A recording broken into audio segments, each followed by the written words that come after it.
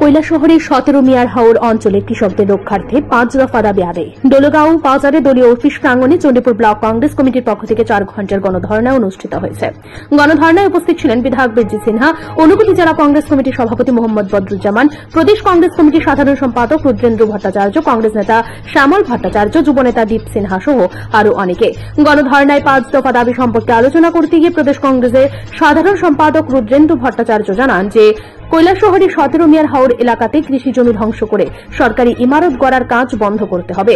হাওর অঞ্চলে জল নিষ্কাশনের জন্য বাগুয়া ছড়া সংস্কার করে জল নিষ্কাশনের ব্যবস্থা অবিলম্বে করতে হবে। হাওর অঞ্চলের মনু নদীর বাঁধ সংস্কারের কাজ দ্রুত শুরু করতে হবে। বিগত বন্যায় ক্ষতিগ্রস্ত কৃষক যারা সরকারি সাহায্য পায়নি তাদেরকে অবিলম্বে সরকারি সাহায্য দিতে হবে। হাওর অঞ্চলে অবিলম্বে একটি হিমঘর তৈরি করতে হবে বলে প্রদেশ কংগ্রেসের সাধারণ সম্পাদক রুদ্রেন্দ্র ভট্টাচার্য জানান। গণধর্ণায় 11 পরিবারে 62 জন ভোটার সিপিআইএম এবং বিজেপি দল ত্যাগ করে কংগ্রেস দলে যোগদান করেন। নবাগতদের হাতে দলীয় পতাকা দিয়ে বরণ করে নেন উপস্থিত কংগ্রেস দলের নেতৃত্বরা। গণধর্ণাটি দুপুর 4টায় শুরু হয়ে সন্ধ্যা 5:30টায় সমাপ্ত হয়। গণধর্ণায় বক্তব্য রাখতে গিয়ে বিধায়ক বীরজিৎ সিনহা জানান যে 17 মিয়া হাওর অঞ্চলে কৃষি জমি জোর করে অধিগ্রহণ করে কৃষকদের ন্যায্য পাওনা না দিয়ে বড় জলাশয় তৈরি করতে চাইছে সরকার। এটা কোনো অবস্থাতেই করতে দেওয়া হবে না। প্রয়োজনে কংগ্রেস দল কৃষকদের সাথে নিয়ে হাজার হাজার কংগ্রেস দলের কর্মীদের নিয়ে মহকুমা শাসকের অফিস এবং জেলা শাসকের অফিস ঘেরাও করে রাখা হবে। গোটা ঊনকোটি জেলা স্তব্ধ করে দেওয়া হবে বলেও জানান বিধায়ক বীরজিৎ সিনহা।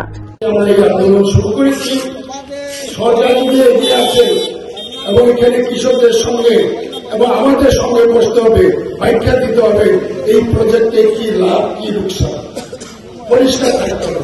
যতক্ষণ পর্যন্ত পরিষ্কার থাকবে না, ধামা চাপা দেবে কংগ্রেস পার্টি, কিন্তু আমরা বসে থাকব। প্রয়োজনে আইনের রাস্তায় নেব, লোয়ার কোর্টে যাব, লোয়ার কোর্টে যদি আমরা পরাস্ত হয় হাইকোর্টে যাব, প্রয়োজনে সুপ্রিম কোর্টে যাব। তার জন্য আমরা প্রস্তুত রয়েছি। আমরা একটু আগে মধুসূদন বলেছে ডেভেলপমেন্ট জন্য আমরা সহযোগিতা করতে রাজি আছি, আমরা রাজি আছি, কিন্তু সেটা পরিষ্কার হতে হবে, সেটা পরিষ্কার হতে হবে মানুষের সামনে। কারণ এত জমি নিয়ে যাবেন বেআইনি ভাবে, এটা তো বেআইনি ভাবে। আপনি জানতে হয় একটা পুকুর মাটি ভরাইতে পারবেন সরকারের পারমিশন ছাড়া, কৃষি জমিতে জলাশয় করবেন এটাও আইনে করবেন। সেটা অনেক প্রশ্ন আছে বন্ধুগুলো। সেই জন্য আজকে আমরা কংগ্রেসের তরফ থেকে কৃষকদের সাথে আমরা এই গণধর্ণা করছি। এরপরে যদি সরকার সঠিকভাবে এগিয়ে না আছে, আমরা বড় ধরনের আন্দোলন করতে যাচ্ছি। কংগ্রেসের ক্ষমতা আছে, আসেনি বলেন তো? প্রয়োজনে আমরা এডিএম অফিসের সামনে বা ডিএম অফিসের সামনে হাজার হাজার লোক নিয়ে আমরা আইন অমান্য করব। কারণ এইভাবে জোর জবরদস্তি করে দলবাজি করে মানুষের মুখের গ্রাস কেড়ে নিতে দেবে না। এবং আজকের এই গণধর্ণার মধ্যে পরিষ্কারভাবে বলে দিচ্ছি, যারা কোঅপারেটিভ করছে, যারা কোঅপারেটিভ পরিচালনা করছে, যদি শুনে সেই কোঅপারেটিভ ডিফাল্ট হয়ে গেছে, এই কোঅপারেটিভের অভিজ্ঞতা আমরা ভালো করে জানা আছে, তারাই তো শুরু করেছিল এই জলাশয় করা। কি লাভ হয়েছে?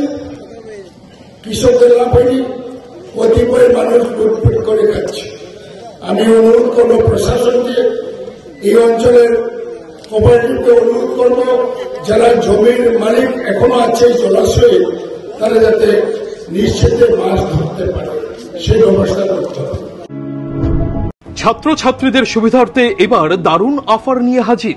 মাত্র 250 টাকায় কম্পিউটার শিখতে চান? তাহলে আজই চলে আসুন মধুপুর বাজার গ্লোবাল হাইটেক কম্পিউটার সেন্টারে, যেখানে ছাত্রছাত্রীদের অভিজ্ঞ শিক্ষক শিক্ষিকা দ্বারা অতি যত্ন সহকারে প্রশিক্ষণ দেওয়া হয়ে থাকে।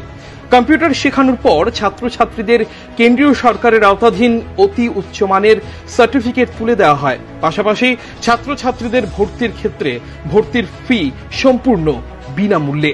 তাছাড়া ছাত্রছাত্রীদের সুবিধার্থে ওয়াইফাইয়ের সম্পূর্ণ সুবিধা দেওয়া হয়ে থাকে।